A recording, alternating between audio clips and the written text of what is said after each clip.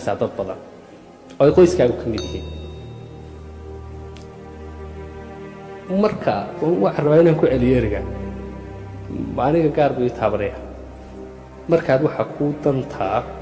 raacdo aad waxa kuu dantaa keliya la noolaato si degdega waxaad uga xanaajinaysaa cid kasta qof kasta dadku sida loo badan yahay waa dad adduunyada mashquulka badan lii ay ka distract garaysay ka mashquulisay waxyaabaha koorka ee u muhiimkaa noloshooda inay qabtaan dhammaanteen aniga iga bilowo waxaa jira wax adiga kuu muhiim ah daqiiqadan aan ku jiro right now waxaa jira priority number 1 kuu leh but still waxbaa kaa yara mashquulnay sibaad uga yara mashquulsan tahay dib baad u yara dhiganaysaa waxaad isleedahay waxaad u soo yara diyaargaro mayane xilligan ka fiican something super priority adu aad haysataa this moment now laakiin sida loo badan yahay waxay u dhacdaa inaynaan taa raacin mar walba haddii qof walba waxa dantiisa ah ee muhiimadda number 1ka ule uu la noolaan lahaa daqiiqad kastoo noloshiisa waxaan ku dhaaran karaa inaynan halkan wada fadhineen we'll all have been successful qof walba wuxuu noqon lahaa qof meel sare oo la yaab la jooga qof hadduu lacag hamigiisu ahayd millionaire hadday aqoon ahayd expert hadday ahayd qof saameyn leh influencer hadday ahaan lahayd qof kaloo dee waxyaabaha kale la jeclaaday dadku hamiintooda ka mid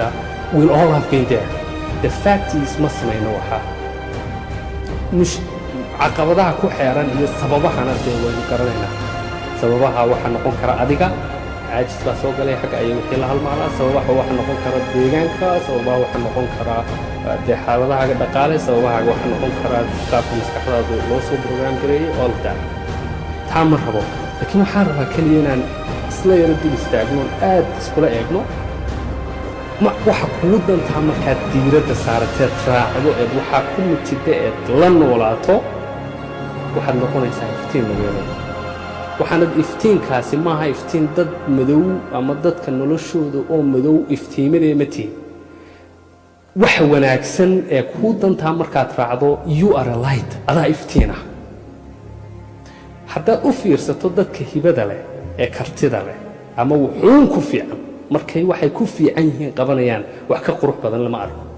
ibni aadam ka qurux badan shaqo uu u jajaban yahay oo hibadeedii iyo kartideedii leeyahay markuu qabanayo ku raaxaystaa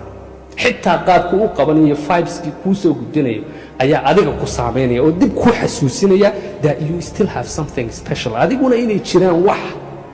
iftiinkaa ku siin kara haddaad qabato so marka koowaad markaad dantaada raacato dee automatically dadka xanaajisa siday doontaa ha loo dhigo macnahay doontaa ha yeelato ama ha yeelato because dantaada raacday dadka waxaad xasuusinaysaa inay dantooda raacaan ama dadkaad xasuusinaysaa I remember maqaalo waxaan xasuustaa cajiibayadoo ahayd dadka kalsoonida leh ee aadka iskugu kalsoone qab kale waxa ka xanaaqa dadkaan isku kalsoonayn sabab